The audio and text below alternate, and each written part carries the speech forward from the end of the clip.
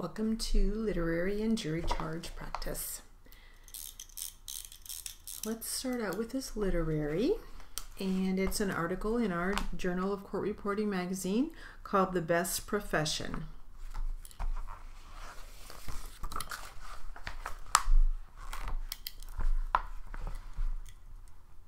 Ready? Here we go. Why court reporting is the best profession. First prize goes to Daly Young. Daly, 20, from Brady, Texas, who moved to Houston to study at our school. She has 2 roommates, also court reporting students. On July 30, 2004, Mark Kislingbury won the world record as the fastest stenotypist. He reached 360 words per minute with 97.23% accuracy. His hard work, determination, and passion for court reporting is what pushed him to attain his goals.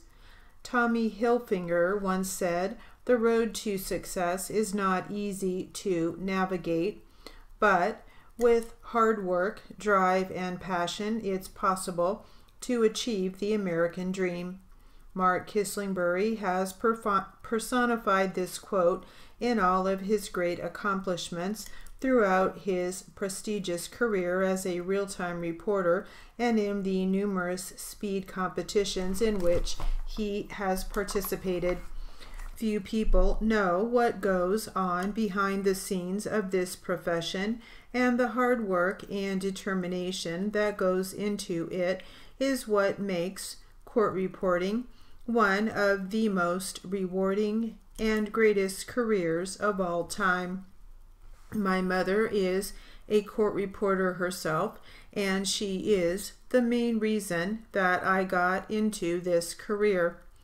As I was growing up, I would watch my mom write on her court reporting machine. I was intrigued as I watched my mom's fingers quickly type what people were saying, and it became a conundrum to me and so many others. I would ask her numerous questions about what the keys meant, how the different combinations of keys would make one letter, and other things that boggled my mind. Understanding the fundamentals of court reporting was one of the hardest ideals to wrap my head around, but it interested me in such a way that I wanted nothing more than to figure it out. Watching my mom for many years pushed me to look more into making court reporting the career for me. In doing so, I made one of the best decisions of my life.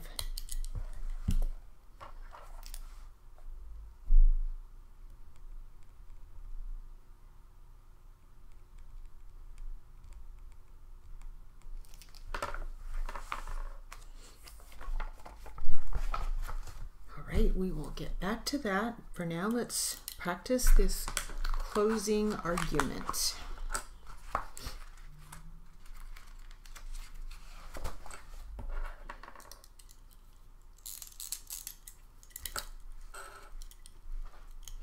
Ready? Here we go. Now, why?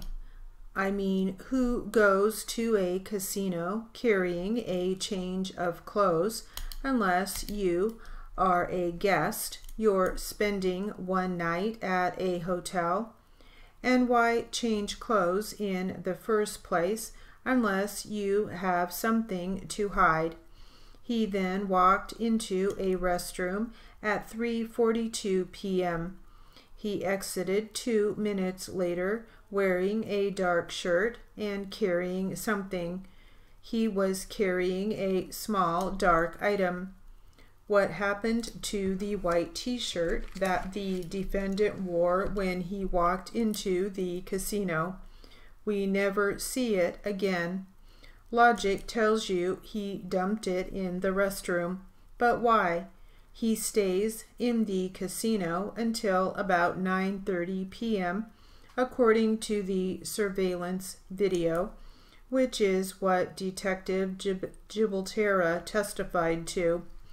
During this entire time, he doesn't gamble. He sits 4 hours apparently watching the sports book, but doesn't bet. He hangs around the casino in front of a table game, but doesn't play it. Why does someone drive an hour to Highland and spend 6 hours in a casino and not bet? Not even one pull on a slot machine. To watch TV, he can do that at home. It's clear he was setting up an alibi. It's common knowledge that all casinos, especially large establishments like San Manuel, have surveillance video cameras everywhere, and that he would be seen.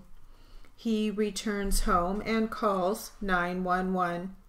Kenneth White, the county firefighter paramedic, said he and his crew arrive about 10:40 p.m.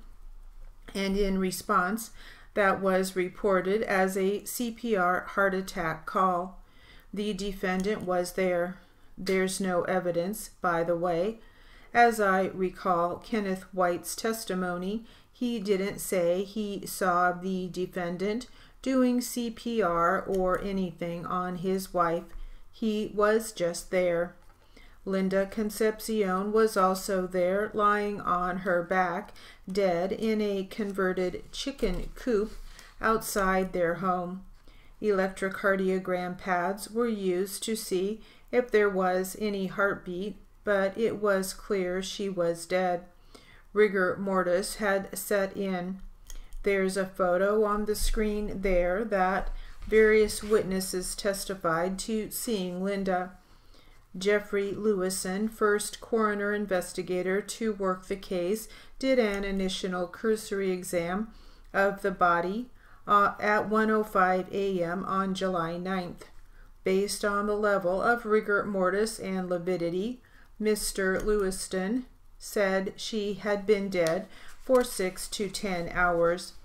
Linda Concepcion's white Honda CR-V was parked in front of the house, not far from the chicken coop. There was cash in her car, in it 2 different containers, $294 in a pouch, and a smaller amount of cash in a Pringles cup. Her cell phone and purse were left open on the seat of her car. Now, there were no drag marks on the ground.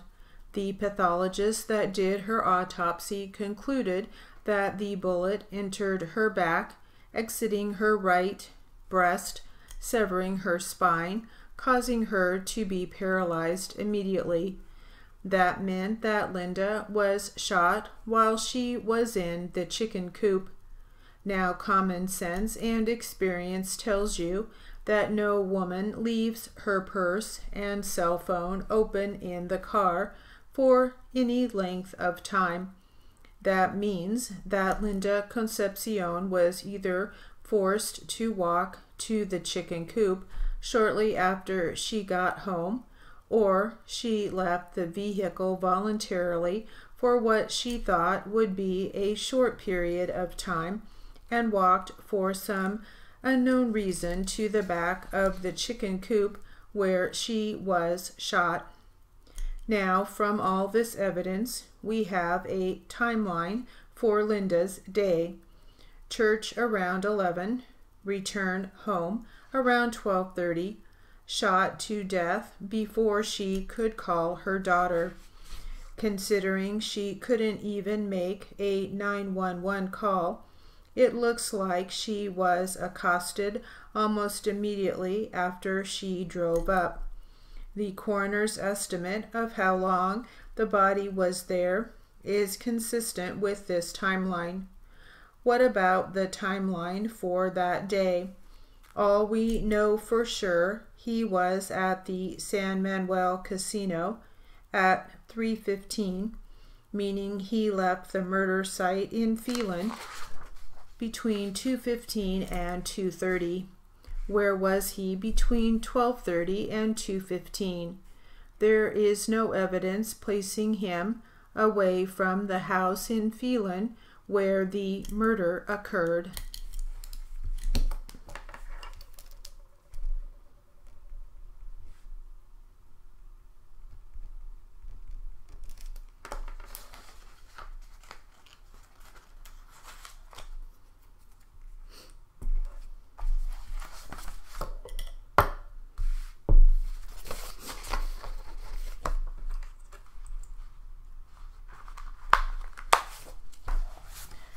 Get back to our article on the best profession.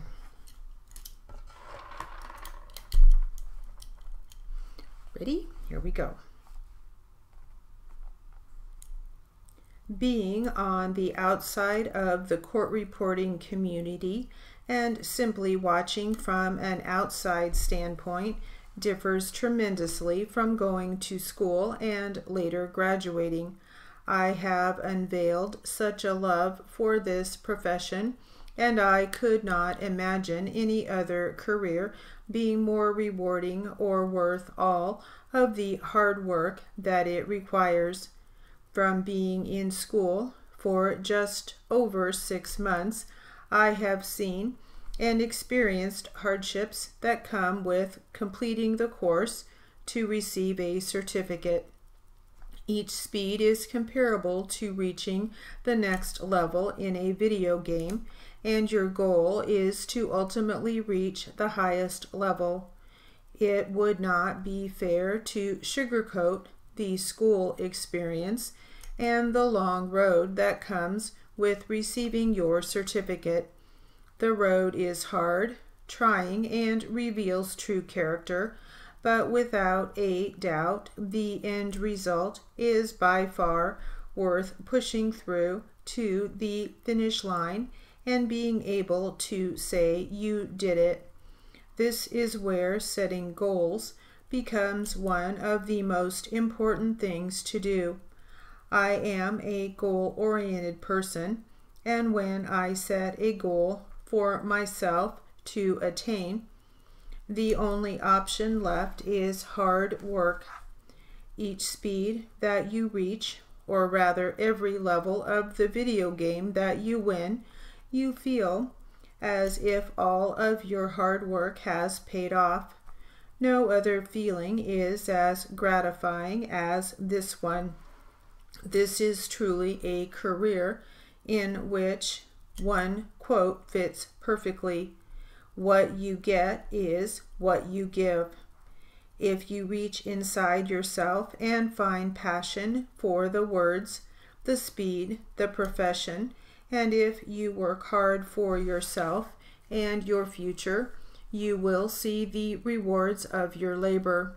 However, if you lack the drive, determination, and all-around self-discipline, you will reap the fruits from the seed which you planted.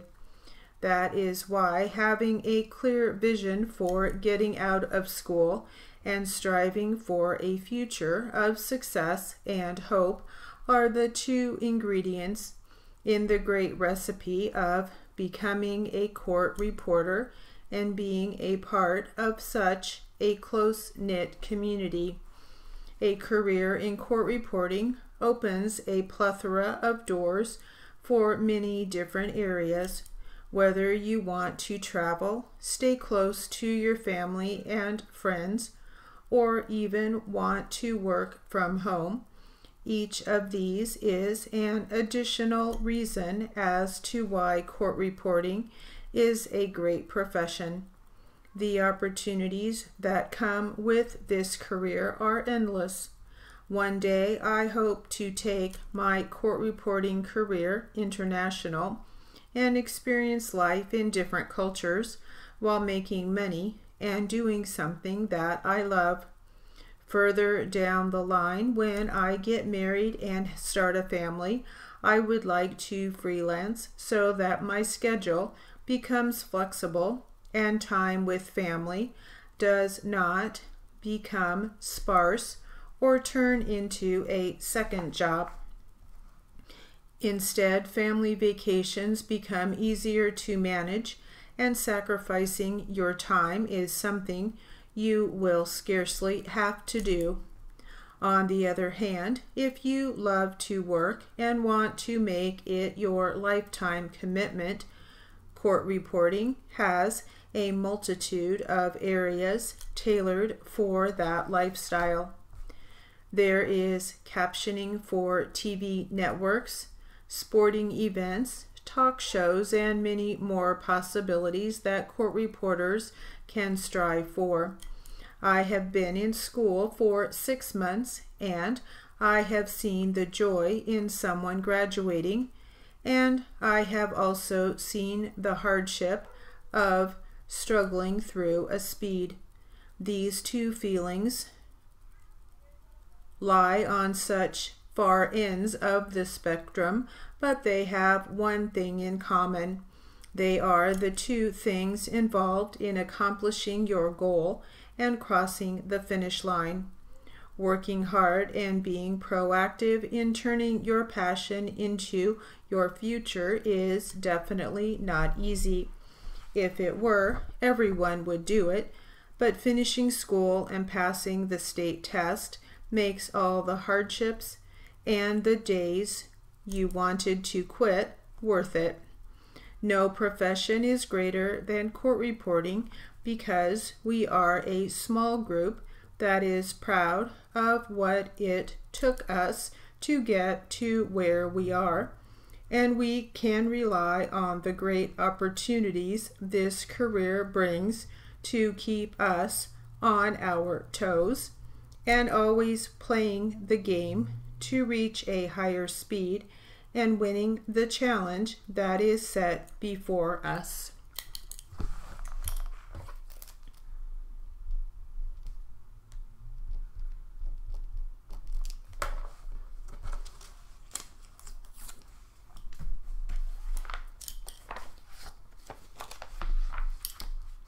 All right, let's see what else we have for practice.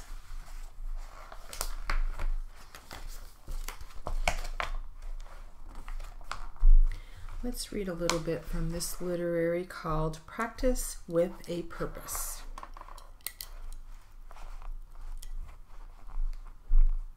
Ready? While having an overarching goal in place, such as graduating or getting a job, is one way to think about goals, it is also important to set small goals in between for the semester, the month, the week, or even the practice session.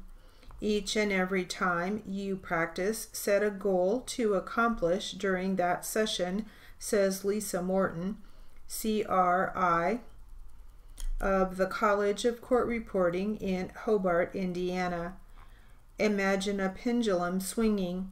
You have to push for speed and slow down for accuracy. Find a balance between the two.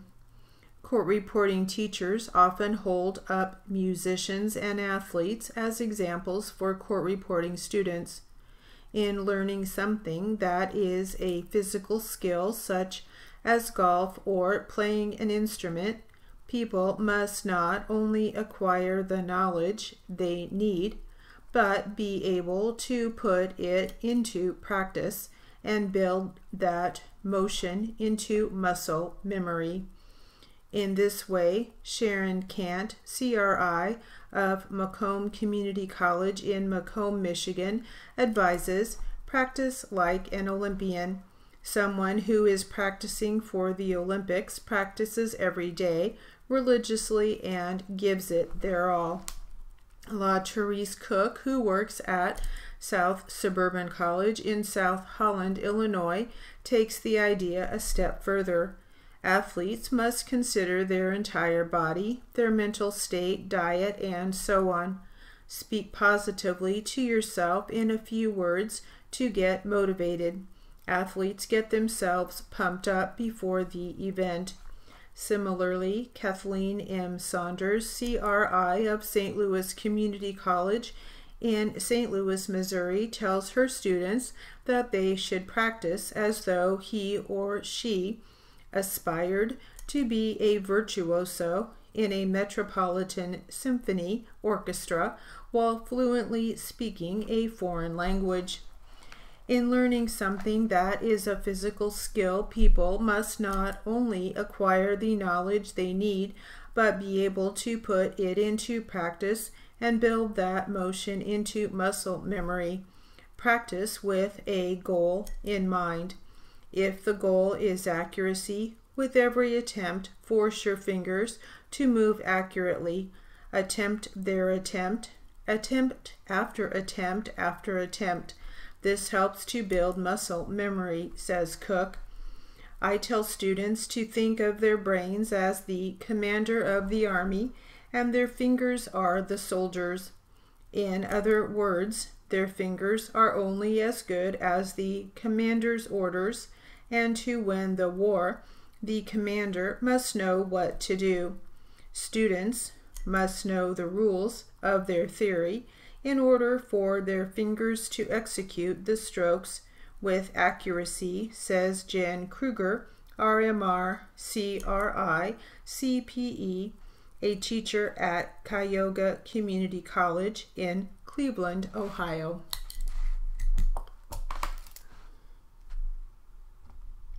All right, and that will conclude our literary and jury charge practice.